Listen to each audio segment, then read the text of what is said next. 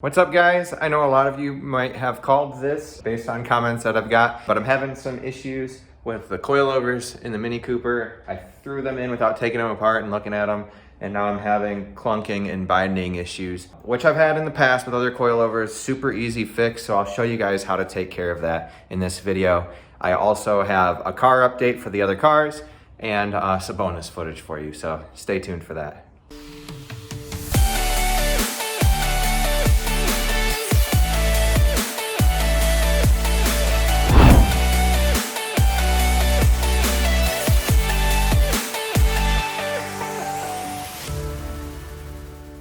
All right, so the Mini's been pretty fine. It still has some stuff wrong with it. So I'm having these clunking issues with the coilovers, some oil leaks, and AC compressor is making some noises. Other than that, this car's been pretty good. I'm gonna go ahead and take care of the coilovers today and show you guys how I'm doing that. The FRS motor build is in the works. I dropped the heads off at a dealership to have the valve springs replaced for the warranty. For the valve spring recall, before I put the motor back together myself, I did find a place that was willing to do that for me, and it was kind of hard, but not really that big a deal. Now, the Civic here is a little bit of a different story. I took it out one day and did some pulls with my buddy Andrew. I have footage of that, of his reaction of doing pulls in this car. So it has two-step?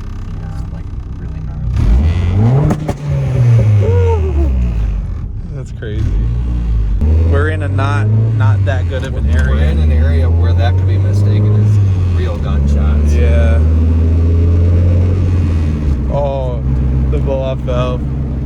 This here stuff is ignition cut with a fuel dump. That's sick. So it's like super It's like the gnarly. BR. It shoots out like black smoke. It's like the BR, but with fuel dump too.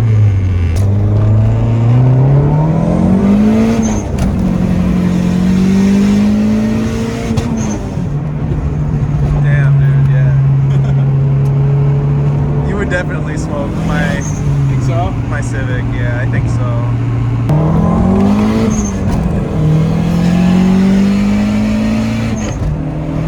Running a little bit.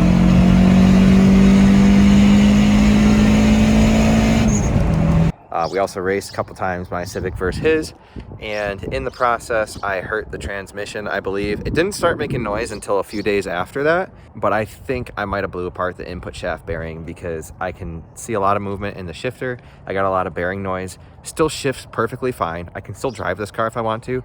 I'm like a little bit afraid of hurting the differential though, if there's like metal chunks in the trans or something like that, because the differential is so expensive. So I'm choosing to not drive this car until I take apart the transmission and figure out what's going on there. So we will have a video on that eventually. This car is my daily. I'm gonna not show you the wheels that I have on here now. I think I've mentioned this car a few times. I don't have any videos on it yet. I have the whole process of fixing this car from the day I got it to where it is now. That's going to be going up on YouTube soon, but it still does need some work. It needs a new headliner, and I'm having issues with the locks and the doors that I'm going to fix. After that point, the video on this car will go up, and then we'll start doing more videos on this car as I start to make it a little bit better. This is my fiance's 2019 Mini Cooper S. I don't really think I've mentioned this car much. I will eventually do videos on this car as I do certain things to it. We're going to be putting hood stripes on it that I bought for a while ago, so I'll probably make a video of that. Anyways, that's the updates on my cars. The next thing that you should expect from me is a build on the FRS motor. That's going to be coming really soon because I'm getting the heads back on Monday, and I have all of the parts to put the motor together, so that'll be probably the next video. So I got the car jacked up now. And the first thing that I'm going to check for clunking, because I've made sure that everything is tight, where these ones right here and underneath where it connects, where the pinch bolt goes through, everything's all tight. There's no play in the wheel at all, but yet when I go over bumps, I'm hearing quite a bit of clunking. So I think the first thing that I'm actually going to check are these nuts up here. This is something that I did not double check when I got them from MaXpeedingRods, so we'll go ahead and see if those are loose. If those aren't loose, then I'm going to disassemble the shock and kind of try to figure out what's going on. If anything's broken, I'll try to get a replacement. I really don't think it's my lower ball joints. I suppose it could be. I've never changed them. Like I said, the wheel has no movement right now while it's in the air. So if it is lower ball joints, they can't be that bad, but that doesn't mean that it's not them. The other thing that I'm thinking it could be is the sway bar bushings, but this issue didn't really happen until I increased the preload on the springs. So I'm thinking that it has to be shock related, but we'll see. So I actually don't have a wrench that's the correct size for tightening this big nut. I think this is like a 21 millimeter nut. I have 13/16, which is like the closest size I have. I don't have metric that big, so I might have to use my adjustable wrench. But I've already figured out the issue. There's clunking on both sides after I increase the preload. And if you take a look at this nut right here, it's super loose. And to be clear, I never touched these out of the box. I guess I should have. I'm probably gonna pull the rears out and check those too now because of this. But the first thing that I'm gonna do is tighten these up and take this thing for a test drive and see if pretty much all my issues are gone. I do have some spring binding problems on this side. So if those are still there, then you'll get to see how I take everything apart and grease it. So I threw a 22 millimeter socket on here. It was slightly too big, so it's definitely 21 millimeter. I don't have a 21 millimeter socket. I don't have a 21 millimeter wrench, so I'm just gonna go ahead and use this crescent wrench. I know that's not the best thing to do, but it should get the job done. I need to buy more tools.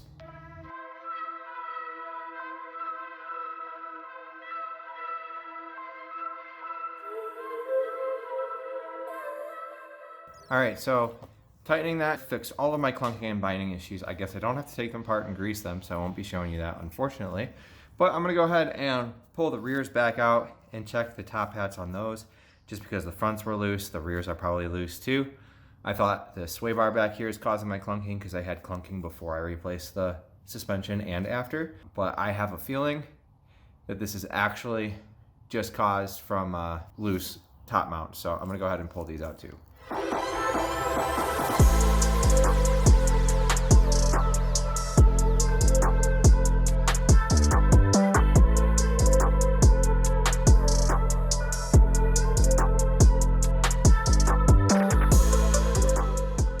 The tops were loose on the rear as well, so I went ahead and tightened this side. I gotta work on the other side still. But one thing that I wanted to point out that I'm a little bit upset with is, I don't know if you'll be able to see it on here,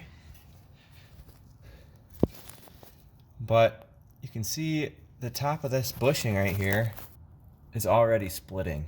And it's like that on both sides. It's actually worse on the other side. Now part of that is going to be because I didn't torque this under load. This is a hard rubber bushing.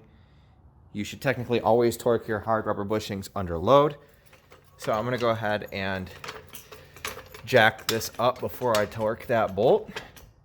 Regardless, this only has a couple thousand miles on it since I put these coilovers on, and that I don't think should have happened. So I messaged MaXpeedingRods about this. In the front, I had one of my custom ones. I had the pinch bolt come loose, which is my fault. I didn't torque that down.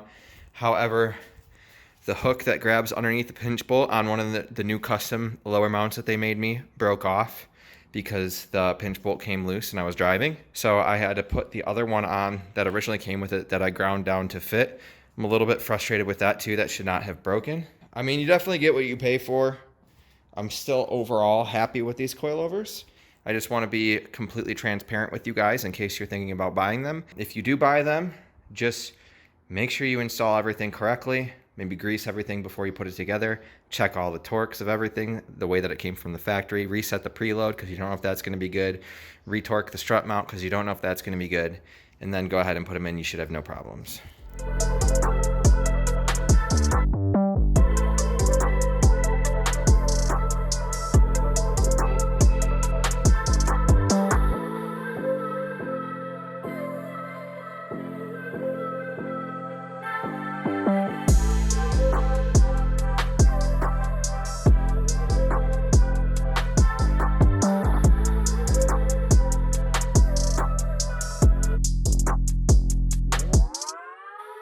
Well, that seems to have taken care of the clunking in the rear as well. My bad, I didn't mean to not move the camera up while I was putting the rears back in.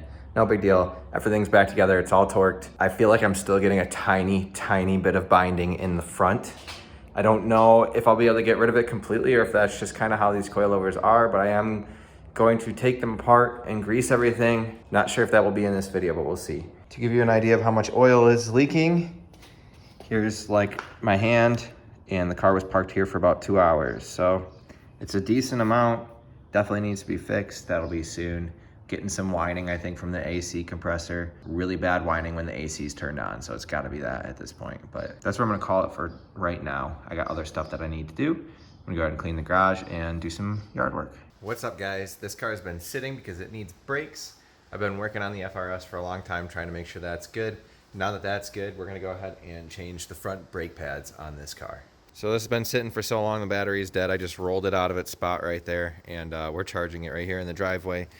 And I bought everything that I need. It does need rotors, I'm not gonna lie, but they're worn evenly and they're not warped. I'm pretty sure they're still the original rotors, and I think this car has like 145,000 miles on it, so that's kind of crazy, but they're worn evenly, and I think I'm gonna end up putting some really good brakes on this car at some point, because I do want to track this car, so I don't really want to spend all the money right now doing the rotors just to end up taking them off in the end anyway. So what I got here is the cheapest sensor that I could find on Rock Auto. It was less than 10 bucks, and my tried and true power stop brake pads. I think that, yeah, this is just the Z17, just the basic brake pads. I actually really like these. Power Stop sponsored me one time. I should probably hit them up again to see if they want to give me brakes for my cars, but I don't really feel like hitting them up unless I'm going to do like a whole brake upgrade. So I should specify that this is not sponsored at all. I just really like their products. Now let's go ahead and jack up the car and take off the wheels.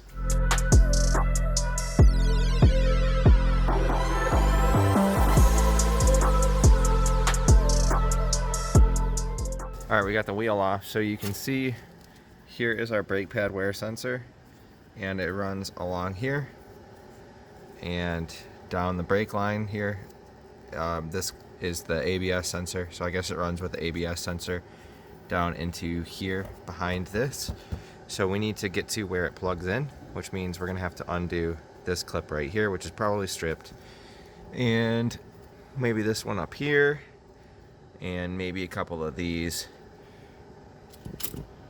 Definitely the one down here, but it's already gone, so we don't got to worry about that. I'm gonna start with this one, and then I guess try to pull it out. If I can't, then I'll start working at some of these other ones.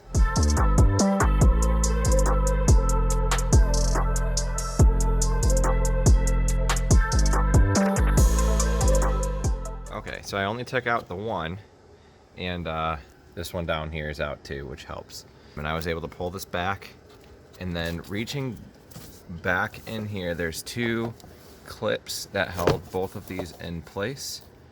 These actually weren't held in place in the clips like they were supposed to be. They were just kind of hanging out back there, but I will clip them back into place by pulling this out down here and taking a peek back there and clipping them in once I'm done. But this one, the white one, is the one that we need to unplug for our sensor. So I'm gonna go ahead and unplug that, completely take it out, at least unplug it and have it dangle right here, and then I won't plug the new one in just yet.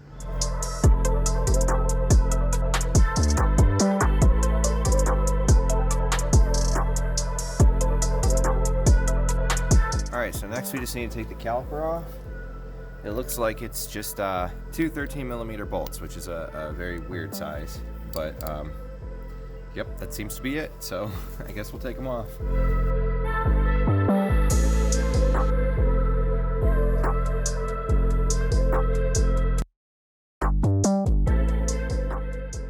Alright, that was way harder than I thought it was going to be. These nuts, or these bolts, are held on with a red and blue Loctite. I'm not sure who did that, but it made them pretty hard to get off. And then the sensor was pretty stuck on there as well. I broke it trying to pull it off, but I did have to remove the sensor in order to remove the caliper. So now we're gonna go ahead and squeeze this caliper back in.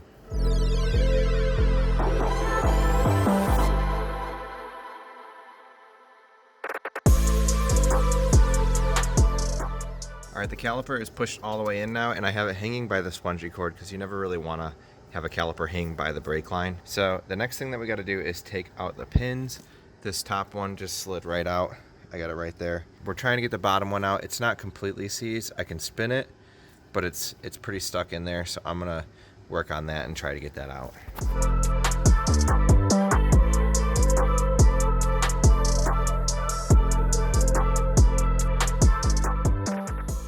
I was able to get the bottom pin out with a little bit of patience. As you can see, it's one of these pins with the rubber on them. These always get stuck. This rubber gets swollen after a little while and it no longer fits in the hole.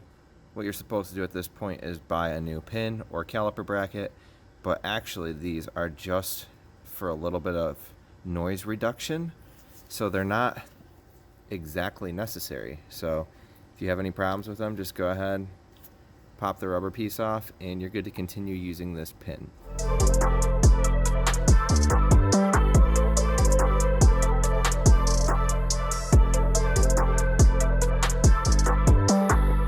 Alright, now go ahead and use some brake grease, put it on your pins, and you can reinstall them.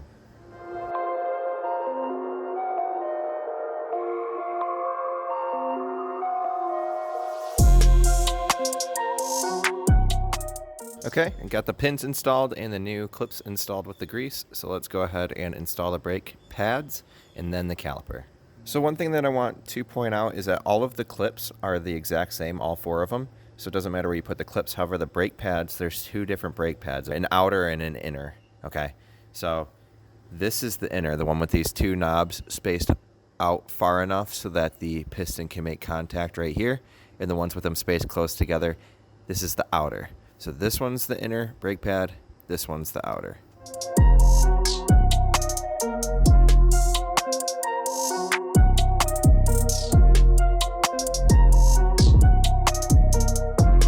All right, the final thing that we need to do on this side is just go ahead and install the new brake wear sensor. This guy.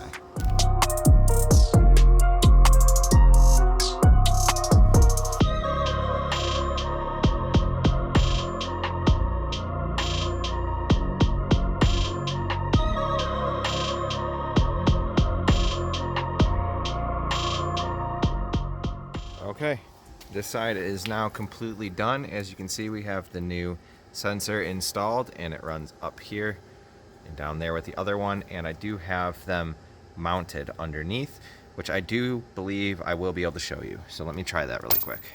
So back here, you can see right there, they're mounted where they're supposed to be. One of the clips on the brake pad wear sensor holder is broken, but they're still held in place right there. So that's normally where they sit. All right, now we're doing this side. We're gonna go ahead and try to knock this out quickly before my fiance gets home from work.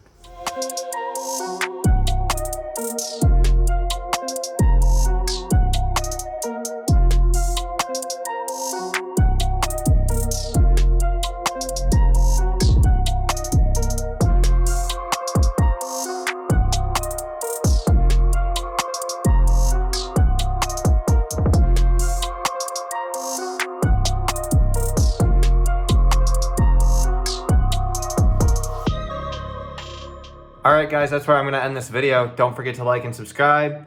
Thank you so much for watching. Peace out.